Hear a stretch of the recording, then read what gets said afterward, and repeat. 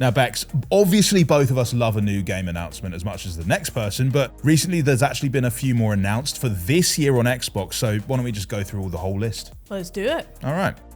First up, we got Kill Knight. It's a game that gets right to the point. It's an arcane-inspired isometric shooter, and also it's a game about a knight who kills things. Sounds good. Yeah, makes sense, right? The ultra-responsive action sees players taking on hordes of hell beasts, using an armory of devastating weaponry to try and thin out their ranks. As players descend through the layers of the underworld, you can unlock powerful new abilities, improved equipment, and learn to pull off some seriously gnarly looking finishing moves. You know, for people out there who've dreamed of being a desecrated corpse, and trust me, there are some like that, who's been crammed into a set of armor, reanimated to wage war against an endless army of eldritch horrors, well, they should definitely be checking out Kill Knight when it comes to Xbox Series X and S later this year. So Shadows of Doubt is already a big hit in early access form on PC thanks to its cleverly designed detective gameplay. And we've just discovered that it will also be coming to Xbox Series X and S when the full version arrives later this year. Great detective work, Bex. I love a first-person open world game, and this one's actually set in an alternate version of 1979, which sounds interesting. Shadows of Doubt is going to put the player in the gumshoes of a private detective, and they're going to investigate a series of grisly murders. But the really clever part is that the cases all seem to be procedurally generated, so you're going to need to do some honest-to-goodness sleuthing to figure out who done it, even on your fourth playthrough of the game. That sounds a bit of me and you, Henry, to be honest. We'll definitely be streaming that on Twitch. 100%. Now, I really enjoyed school, but I don't know how keen I would have been to play a game about it. So I'm excited to see what Let's School has in store for us. It's another one that's already found success on PC, and one where finding things out is the name of the game. So this one's coming to Xbox consoles this summer, and it's more of a management sim that challenges the players to rescue their alma mater. So you're going to turn down this rundown old child prison into a first-class education establishment. So train teachers, recruit students, and rebuild the danker, more uninspiring classrooms. Good lick of paint, basically. It sounds like a more hands-on Danganronpa style thing. Yeah, definitely. Everything from the school's punishment policies to the cafeteria menu will be under your watchful eye. So take us to school then. Okay. I want to talk about this one because I've been so excited about it. No, please. We got to learn a bit more about games that we are so stoked for, leading to a measurable increase in everybody's stokedness levels. And first up, it's 33 Immortals, which already looked like an absolute blast. I mean, co-op dungeon crawling action is great on its own, but this one is crazy because it's literally 33-player multiplayer. That's unheard of. I love it. It's already coming day one to Game Pass later this year. We knew that, but if you just can't wait, there's going to be a closed beta running from May 24th, which you can sign up for right now, so make sure you do that right after watching this video. And if you do want to learn more about 33 Immortals, make sure you're also subscribing to our channel because we're definitely going to cover it when it comes out.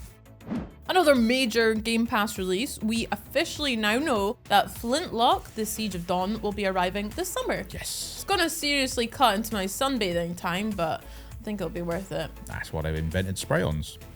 So third-person action RPG that pits humanity against some seriously bad-tempered gods. The game's combat looks pretty satisfying in the way it mixes up like brutal melee moves with the odd shot from an old-timey flintlock firearm. It kind of reminds me a little bit of like Devil May Cry style combat, that combo juggling, sort of really getting used to your arsenal so that you can figure out the most satisfying way to just dish out the pain. I love games like that.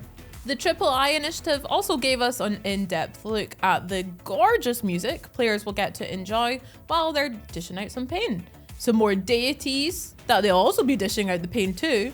And this game really seems to have all bases covered then. I like it.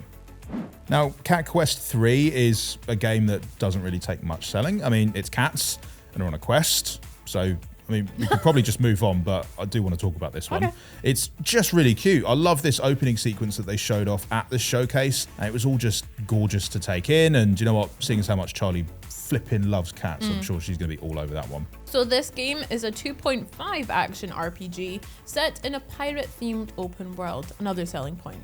Pirates, cats, quests. Love it. You're sailing across somewhere called the Caribbean, and you're and your seafaring feline will get to show their claws thanks to the game's spruced up combat system. Yeah, you can even tag in a pal as well to sail together in co-op. So if Charley's not too busy, I might actually join her so we can both take down that notorious pirate king.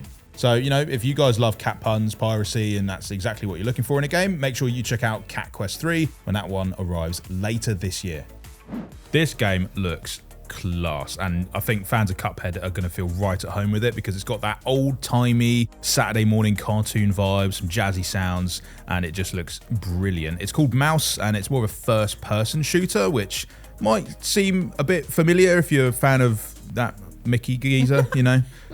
Yeah, it seems a bit familiar to that, but this time around it's a bit more violent, which is cool. You get to be a private detective, which is always fun. I love a detective game. We've got quite a few in this video, actually. Yeah, that's so true. We've got lots of detective games coming out this year. I can't wait to solve some mysteries. Well, this detective seems to shoot first and ask questions never, but you know what? That's okay. How can he ask questions? He's a mouse. True. I don't know what he'd speak, to be fair. The trailer, though, just looks absolutely fantastic. There's this weird spinach power-up, which, again, I think we all know someone that loves spinach that gets really hench afterwards. Lets you go all Popeye on people, which is fun. And no doubt there's going to be lots of other little Easter eggs for cartoon fans and, you know, retro animation fans that have been smuggled into this game. So we'll keep our eyes peeled for that one. Okay, as well as some new shiny games to look forward to, the Triple I Initiative Showcase also told us about some new content coming to current titles. Now, Pal World was a big part of our lives for the start of this year. We were on it non-stop. It was so much fun. And if, like us, you've been enjoying the game and want to maybe go down the PvP route, well, good news. There's something called the Pal Arena arriving later this year. So you can battle your pals against your pals' pals. Yeah, it's nice. I think Pocket Pair, the developers, they've been really open with what they intended for this game because it is technically early access / game preview.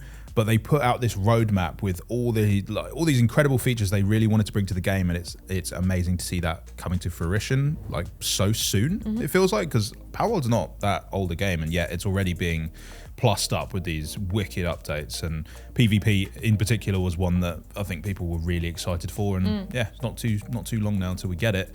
And of course, if you haven't already tried Power World, well, it's on Game Pass. So What are you waiting for, mate? This next one's kind of a, I suppose, small-ish update to a game, but they're going to be adding cross-platform co-op to My Time at Sandrock, which is one of those cute little crafty open-world action-adventure games that we all love and can pour hundreds and hundreds of hours into. But now we can do it with even more friends than before, because beforehand it was just the PC players that were able to do that, but now that is totally changing in summer when the online co-op also, well, the cross-platform online co-op hits consoles as well. So sweet. I'm looking forward to it. This next game getting an update is a roguelike third-person shooter called Risk of Rain 2, and you are playing as a lone survivor on a hostile alien planet, which apparently is very hostile, actually. It's so hostile that lone survivor might not always be the best way to play it, because this game is so good in co-op, mainly because there's a lot of different types of like character archetypes that you can run, that having like a mixed team of people that are all sort of doing different things, like someone's long range, someone's going to be a bit more tanky, is really helpful for trying to clear levels on this game. So I'd recommend trying it in co-op, although it is perfectly playable in solo. Just expect it to be a bit more meaty and difficult, maybe. I mean, yeah, if you need a hand, then included in the next update, Devotion, you can hatch your very own loyal army of reptile people. I've always wanted some of them, to be honest. So yeah, nice. As you'd expect as well, with an update to a game like this, there's also a new area for us to explore and loads of other cool content that's going to be coming soon. So we will definitely keep our eyes on this one and update you guys when we hear more.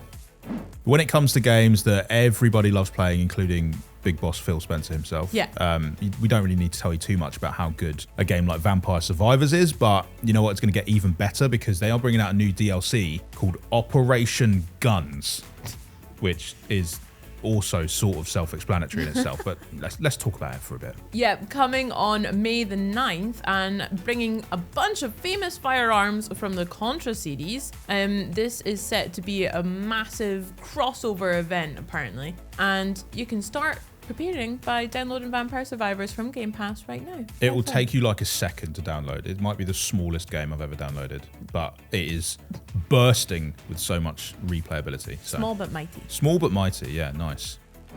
Right, last up we got another game that if you're a fan of Vampire Survivors, much like Phil confessed to Charley, you're going to absolutely love this one too, if you're also more of a fan of the potato-flavoured games. And this one's called Brato.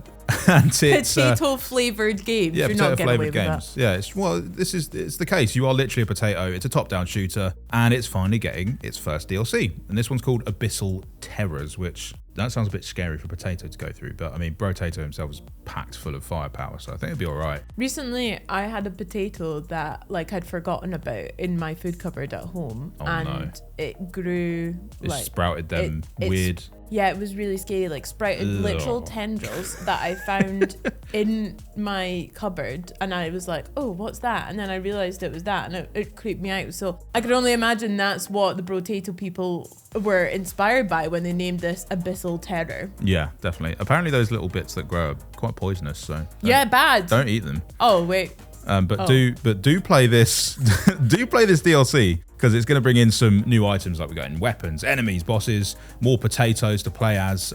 It's hitting the summer, but that's not all. No, because a free update is adding a long sought after feature. Similar to Vampire Survivors, people were gassed when this one hit. It was the local co-op update. So we're going to get that for Brato as well. So you can be bros-tatoes. Bro-tatoes? Bros-tato? I need to make a call. Bratai. Something like that. Anyway, loads of brand new releases, loads of enticing updates, and them killer potatoes with weird stuff that grow off from in Bex's cupboard. But, yeah. I'd have to say that this inaugural III Initiative showcase was a roaring success. What do you think about it, Bex? I loved it. I'm a massive fan of indie games, and I hope everyone listening will maybe give these a chance as well. A game doesn't have to be the biggest budget to be good fun. So yeah, check out some of these smaller developers, support them, and we'll be sure to check out your comments and hear what you're hyped for as well. So please do share. Nice. We'll see you next time. Bye, bros, tatoes.